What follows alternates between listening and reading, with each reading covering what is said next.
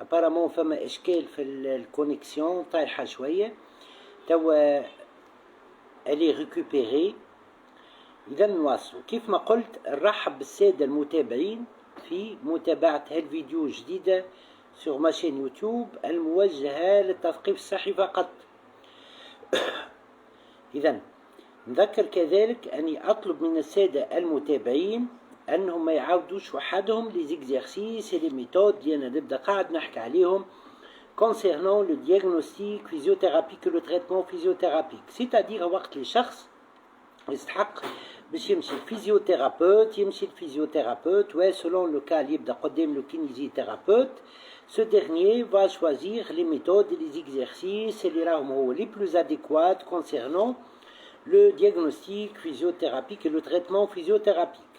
ما ننساش نقول كذلك انه ما عندي حتى ربح مادي من الفيديو هذم، ونقول كذلك انه حسب رايي الفيديو هذم ينجموا يعاونوا الطلبه في اختصاص العلاج الطبيعي وتقويم الاعضاء واعاده التاهيل في انهم يحضروا pour les examens cliniques. نقول كذلك أشكر العديد من أخصائيات العلاج الطبيعي والعديد من أخصائيي العلاج الطبيعي qui ont adopté des protocoles de prise en charge physiothérapique, c'est-à-dire de diagnostic physiothérapique et de traitement physiothérapique اللي موجودين sur ma chaîne يوتيوب. إذن من ضمن لي فيديو كيف ما قلت اللي حطيتهم فما إذن دي فيديو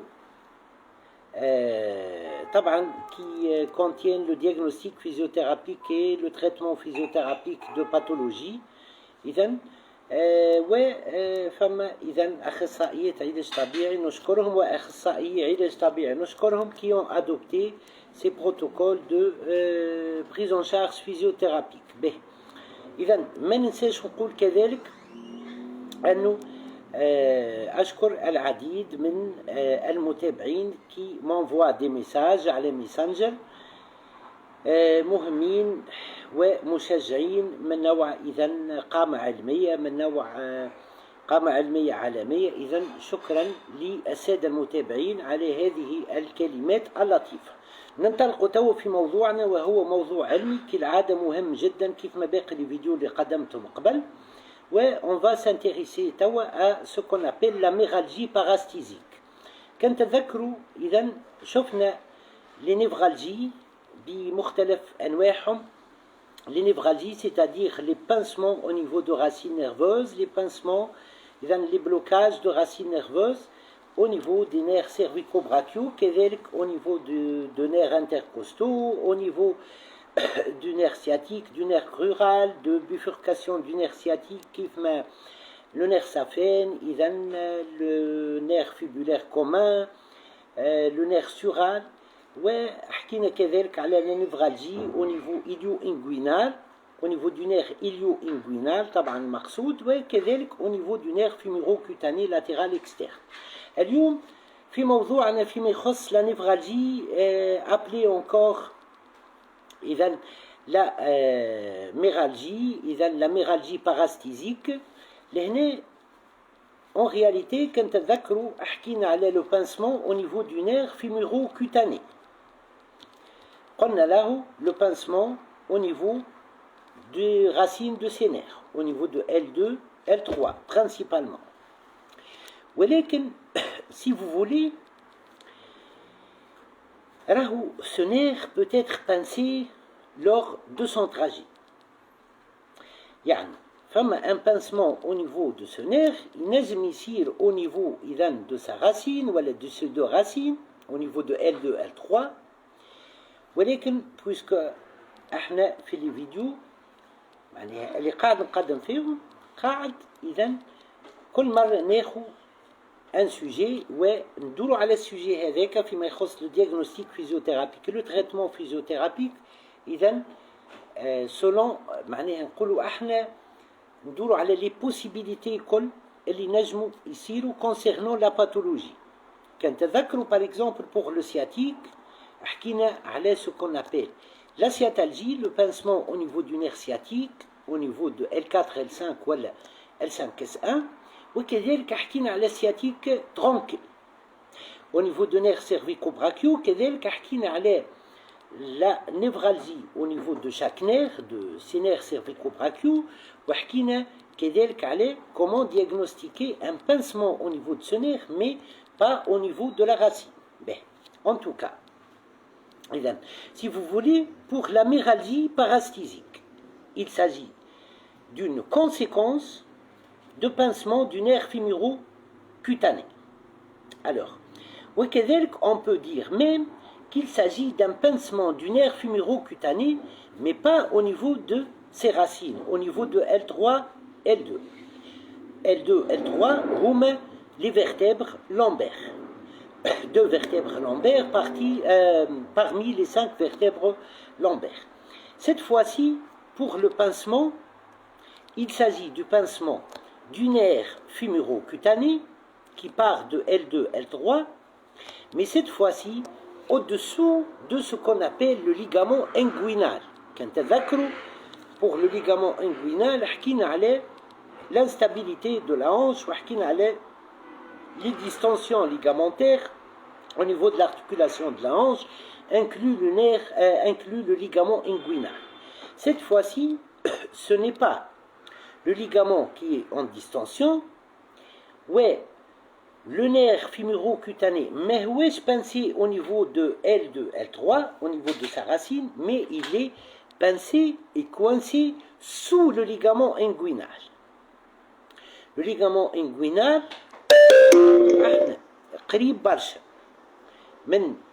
la zone pubienne, il est installé, il est situé au niveau de la zone pubienne, et là, comme vous avez compris, je pense, le pincement, ici, il est au niveau sous-inguinal, le pincement du nerf fémuro-cutané, il est au niveau de la région pubienne.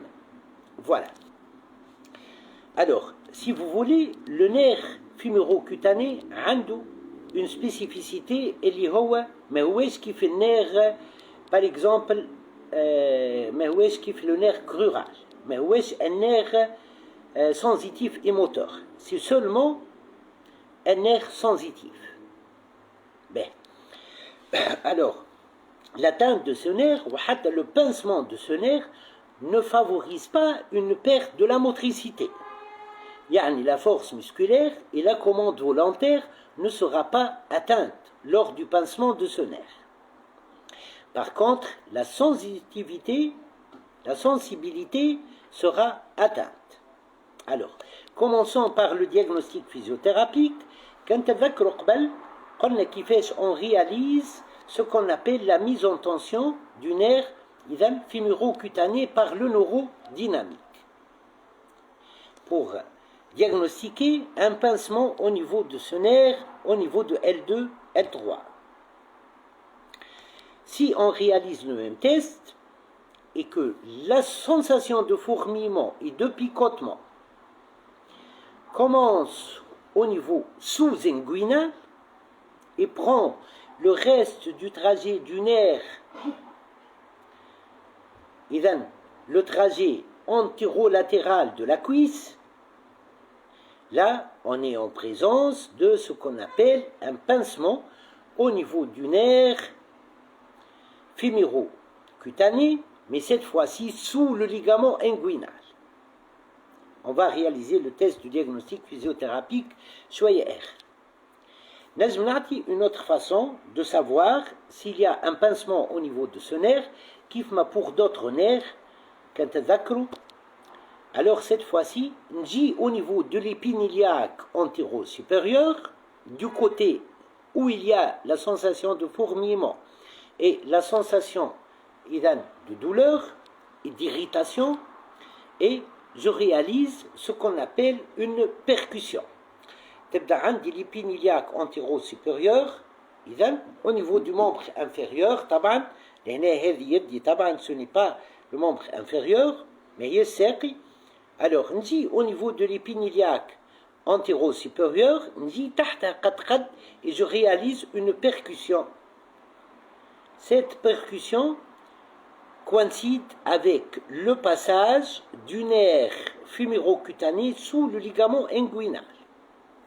S'il y a une reproduction des signes de fourmillement, une reproduction des signes de douleur, une reproduction des signes de décharge électrique, là on est en présence, là c'est un coup, le test est positif, et on va dire qu'on est en présence d'une névralgie de ce qu'on appelle le nerf fémuro-cutané sous le ligament inguinal. Alors lors de son passage, il est coincé sous le ligament inguinal. Ça c'est le premier test. Passons à ce qu'on appelle l'utilisation de la méthode du neurodynamique.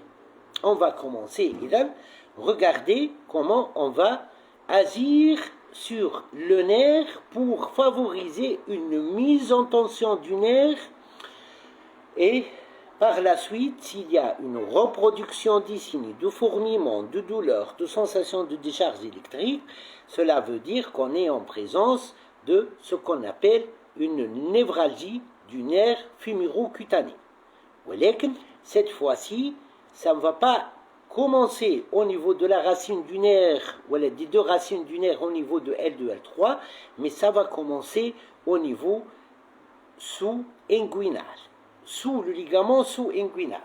Je donne une façon de réaliser le diagnostic physiothérapique pour ce qu'on appelle le pincement du nerf fémuro-cutané. Alors, regardez. Alors, patient en décubitus latéral, sur le côté sain.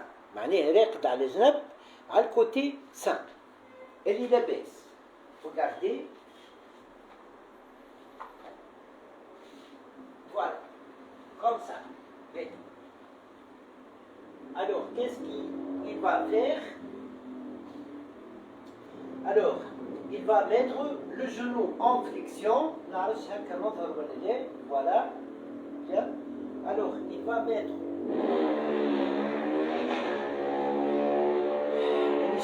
Est-ce que نظهر بالكدا ولا لا? Je règle le téléphone. Voilà. Patient en décubitus latéral sur la table d'examen. Il va réaliser une flexion du genou accompagnée par une extension de la hanche. Du côté où on va tester le pincement du nerf fémuro-cutané sous le ligament inguinal. Voilà.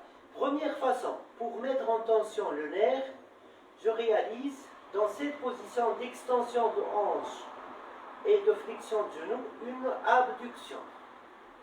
Si ça reproduit les signes de fourmillement et de décharge électrique, commençant au niveau du ligament sous-inguinal, sous le ligament inguinal, il s'agit d'un pincement du nerf fémuro-cutané sous le ligament inguinal.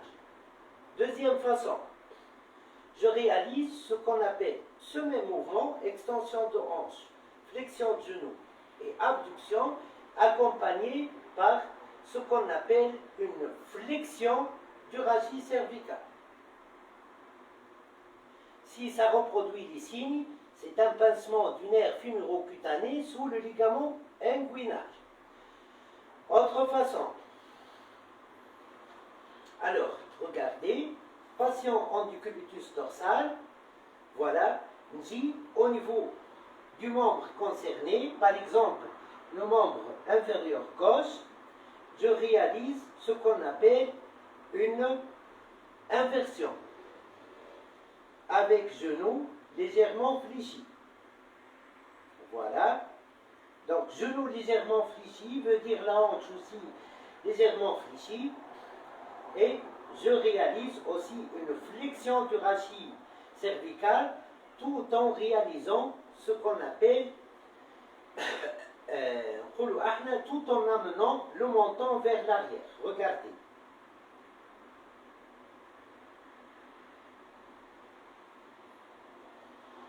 Voilà, si ça reproduit les signes de douleur, de fourmillement et de picotement, c'est en réalité une névralgie du nerf fémuro-cutané sous le ligament inguinal. Le test peut être réalisé avec une légère flexion de hanche ou elle juste une flexion du genou et de hanche modérée, أكثر من légère. Voilà. Alors, si vous voulez, c'est comme ça qu'on va savoir s'il y a réellement ce qu'on appelle un pincement du nerf fémuro-cutané sous le ligament inguinal.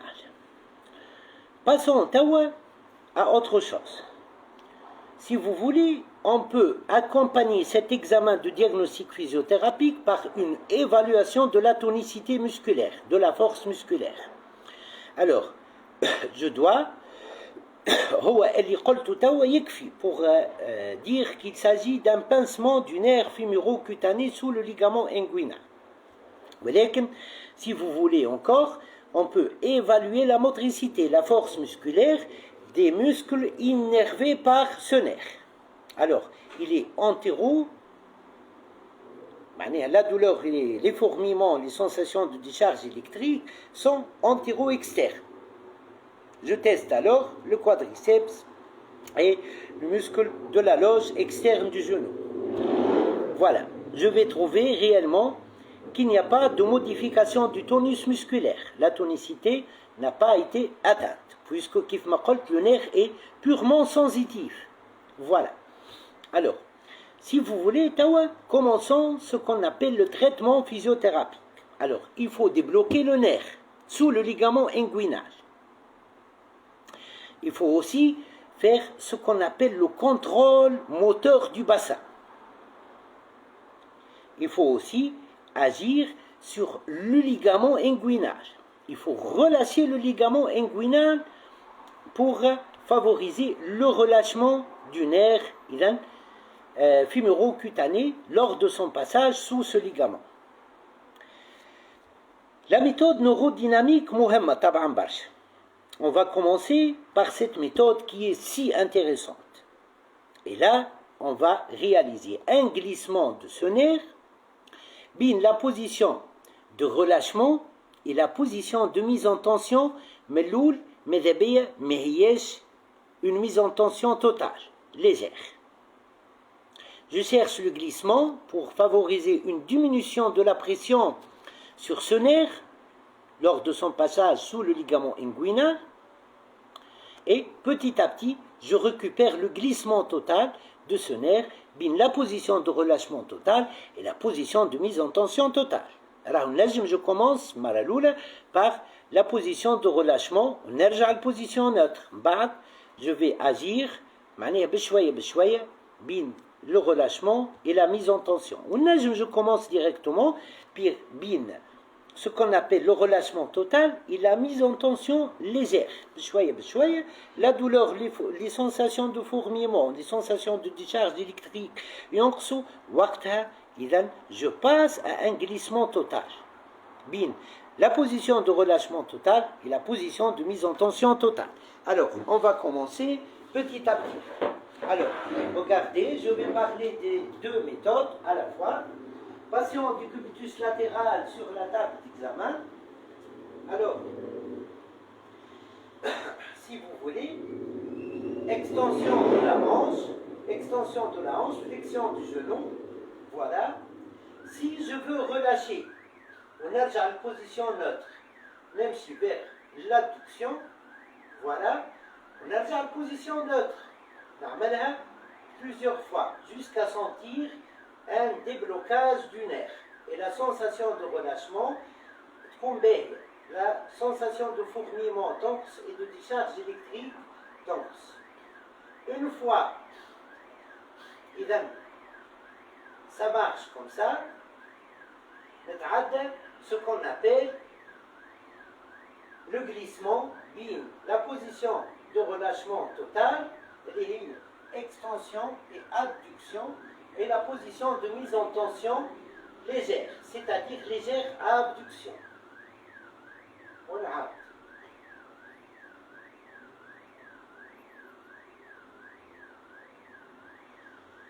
Alors, je peux jouer sur le paramètre quel est le rachis cervical, mais juste نكملوا توا إذا كان زدنا تحسنا نتعداو le glissement du nerf, la position de relâchement total et la position de mise en tension totale.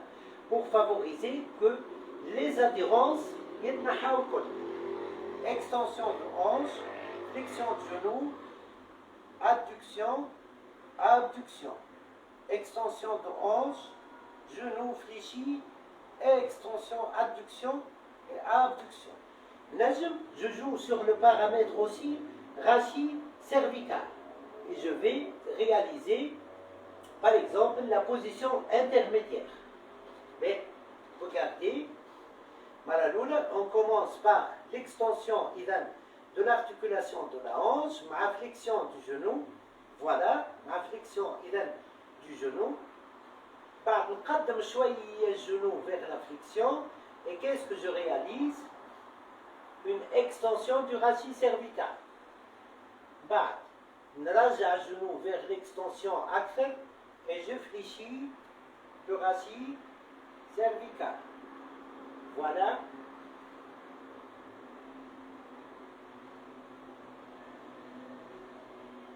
Voilà.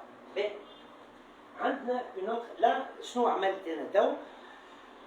j'ai réalisé un glissement du nerf fémoro-cutané pour favoriser un meilleur déblocage et une récupération du glissement du nerf entre la position de mise en tension et la position de relâchement.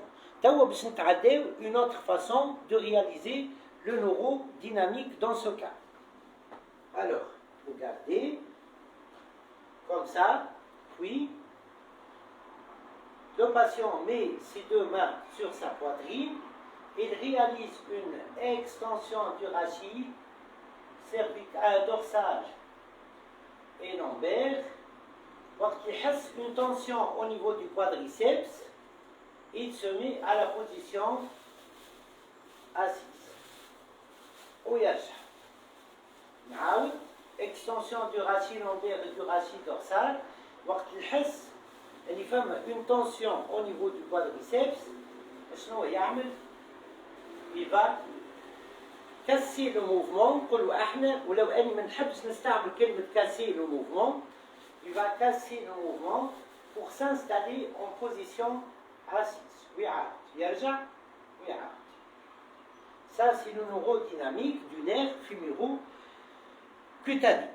Mais, on va utiliser d'autres méthodes. Il faut étirer le muscle psoasiliaque, principalement et surtout. Donc, on étire le muscle psoasiliaque. Ou bien, la position du chevalier servant. Voilà. Alors, si je veux étirer, par exemple, le psoas de ce côté, je me mets en position de chevalier servant, comme ça. Voilà. Très bien. Qu'est-ce que je vais faire? Je réalise une fente vers l'avant. Voilà. Et on étire le psoas iliaque. Voilà. Voilà. On étire le psoas iliaque. On avance en avant un peu pour avoir une rétroversion du bassin qui est favorable au contrôle moteur du bassin et en majeur l'étirement. Elle, tout court au bord de la table en position du décubitus dorsal par exemple. Je fléchis le côté sain et je réalise une extension maximale du côté où on veut étirer le psoas iliaque.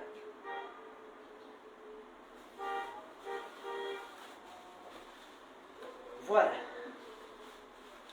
Cela permet le relâchement de ce qu'on appelle le ligament inguinal par un étirement du psoas iliaque, ce qui relâche en fait le nerf fémoro-cutané. Ou bien la position de chevalier servant, voilà, il est qu'un ce côté, donc c'est comme ça, il est qu'un autre côté, qui se voilà, la position du chevalier servant, voilà, il est qu'un de ce côté, c'est comme ça, voilà, voilà, j'avance le bassin, j'avance vers l'avant avec une fente avant pour avoir une rétroversion de bassin. Très bien. Mais, ensuite, qu'est-ce que je dois faire? Et c'est important encore pour le relâchement de ce qu'on appelle le ligament inguinal et par la suite le relâchement du nerf fémuro-cutané lors de son passage sous ce ligament. Je dois réaliser un contrôle moteur du bassin. Qui fait si on réalise le contrôle moteur du bassin? On cherche principalement la rétroversion. En même temps, il faut renforcer les muscles fessiers. Le muscle grand fessier, le muscle moyen fessier et le muscle petit fessier. Passons du cubitus dorsal. Ça, c'est l'un des exercices. Avec genou en flexion, je mets ma main sous le dos, sous la région lombaire, pour favoriser une rétroversion du bassin. Pour accentuer la rétroversion, je réalise une contraction des fessiers. Donc j'ai le bassin en rétroversion, je suis en train de contrôler, de réaliser un contrôle moteur du bassin. Voilà. Et puis je renforce les fessiers tout en allant dans le sens de l'exercice du pont. Et bien, je lève le bassin et je réalise une contraction du fessier. On nage. Je refais l'exercice, ma main sous le rachis lombaire, voilà, et puis je réalise une contraction du fessier pour majorer la rétroversion du bassin, et je réalise l'exercice de pente. Je lève le bassin. On nage. Il faut aussi renforcer et activer ce qu'on appelle les muscles profonds de l'abdomen, principalement le muscle transverse. Voilà comment réaliser ça. نجم lors de l'exercice de pont ونجم tout court وانا واقف ولا وانا قاعد.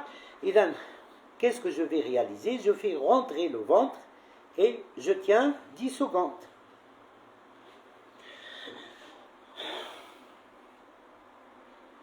Et je relâche. Ça aussi c'est important. ما ننساش حاجة أخرى مهمة برشا. et donc كيف ما تعرفوا في كل باثولوجي نعطي أكثر من méthode de diagnostic physiothérapique ou أكثر من méthode de traitement physiothérapique. Alors, je dois utiliser ce qu'on appelle la décompression. La décoaptation-décompression. Elle est si importante. Dans ce cas et dans plusieurs autres volets. توا شفتوا كان تذكروا lors de l'arthrose. كان تذكروا قلت la décompression, décoaptation, elle est en faveur 1. D'une aération de l'articulation. 2. Ceci permet la diminution de la douleur. Et 3. Elle favorise ce qu'on appelle la sécrétion du liquide synovial. Ben, lors de pincement, quand تذكروا du nerf sciatique, ou du nerf crural, ou du nerf fémuro-cutané, ou du nerf ilio-inguinal, et au niveau du nerf cervico-brachiaux et autres, قلت كذلك la décompression باهية contre les névralgies. Elle favorise إذن أنه les disques intervertébraux يرجعوا l'alignement العادي كيف ما يلزم. Et par la suite, cela va décomprimer et favoriser une libération كذلك de ce qu'on appelle les racines de nerfs coincés. كان تذكروا عطيت أكثر من méthode de décompression. Ben, اليوم la décompression au niveau de l'articulation de l'hanche. كان تذكروا حكيت عليها قبل. Alors, regardez. طبعا على غالب مانيش معناها باش نقدم لكم الاكزرسيس على شخص، مي نحاولوا اذا تركزوا معايا بالكدا. Alors, patient en décubitus dorsal, le kinésithérapeute de son côté, il met une main au niveau du tiers supérieur et du tiers moyen, voilà du tiers moyen, de préférence supérieur au niveau du fémur, sur la face interne, comme ça, ici, il faut que je voie, voilà, et puis il ne va pas réaliser une abduction, non, il va réaliser ce qu'on appelle un petit thrust. Et نزيد نسهل أكثر. Ou bien il sangle. Les sangles, elles tournent autour du fémur ou autour du dos du kinésithérapeute. Ou bien tout court, bien tout comme ça. Et qu'est-ce qu'il va réaliser? Il va reculer un peu vers l'arrière pour favoriser ce mouvement. Juste. Réellement, ce n'est pas une abduction totale de l'ange. Non, c'est réellement une translation vers l'abduction. On peut accompagner ça aussi par une traction. Traction et décompression. Traction et décompression. نجم نستعمل كذلك l'attraction de l'ange. Voilà, ما نجيش au niveau de ما نعرفش فوق الماليول شويه ونعمل traction ونقول de l'ange. Non, ça c'est du genou. Par contre, ça doit être au niveau du tiers inférieur du fémur et je réalise la traction de l'ange. Cela permet dans ce cas l'aération de la coxo-fémorale, la diminution de la douleur, la libération du ligament inguinal et par la suite la libération de ce qu'on appelle le nerf fémuro-cutané. Ben. Enfin, je réalise des exercices proprioceptifs. Les squats, les fentes avant, les fentes arrière, des exercices de contrôle moteur, je place le fémur colmar à position d'abduction, d'extension, d'adduction, etc. Et je réalise les rotations, par exemple. إذن, comme vous voyez, درنا على الموضوع من جهة الكل أكثر من ميثود de diagnostic physiothérapique et de traitement physiothérapique. نتصور شفتوا بصمة متاع خبرة في مجال المهنة. مرحبا بكم. برشا علم قدمته إذا sur ma chaîne YouTube. مازال برشا علم باش نقدمه sur ma chaîne YouTube. شكرا للسادة المتابعين. شوية آخر تلقاو الفيديو sur ma chaîne YouTube. Puis elle sera repartagée sur ma page Facebook. إذا وقت يبدأ عندنا, juste une petite parenthèse, وقت يبدأ موجود des sensations de fourmillement, des sensations de douleur au niveau de la face. إذا antéro-externe du genou, là on doit penser à un pincement de ce qu'on appelle le nerf fémuro-cutané, mais cette fois-ci, pas au niveau de L2, L3 obligatoirement, mais au niveau sous-inguinal. Je réalise le test de neurodynamique, de mise en tension du nerf. Si le fourmillement commence au niveau de L2, L3 et prend cette trajet, c'est le nerf fémuro-cutané. Mais le pincement au niveau de L2, L3, de la racine, du nerf, voilà, des deux racines du nerf au niveau de L2, L3, si ça commence au niveau sous-inguinal, au niveau de l'articulation de la hanche, et au niveau de l'épiniliaque antéro-supérieur, taht le ligament inguinal, c'est un pincement du nerf, mais cette fois-ci sous le ligament inguinal. Kifma, le sciatique, le sciatique tronqué, c'est-à-dire ce qu'on appelle un pincement du nerf, pas au niveau de sa racine, mais au niveau du trajet du nerf, le nerf fémuro-cutané, cette fois-ci le pincement, mais au niveau de la racine, mais au niveau du trajet du nerf lors de son passage sous le ligament inguinal. La métargie parasthésique, le pincement du nerf fémuro-cutané sous le ligament inguinal, personnellement, il s'agit d'un pincement du nerf, sciatalgie tronquée, pincement du nerf sciatique tronqué, ce qu'on appelle la sciatique tronquée. Voilà. Cette fois-ci, c'est un pincement du nerf lors de son passage sous le ligament inguinal. مازال برشا علم باش نراوه كيف ما تراو. إذا مرحبا بكم. شوية آخر تلقاو الفيديو على قناتي على يوتيوب, puis elle sera repartagée sur ma page Facebook. مرحبا بكم. شكرا للسادة المتابعين على المتابعة وإلى اللقاء. مرحبا.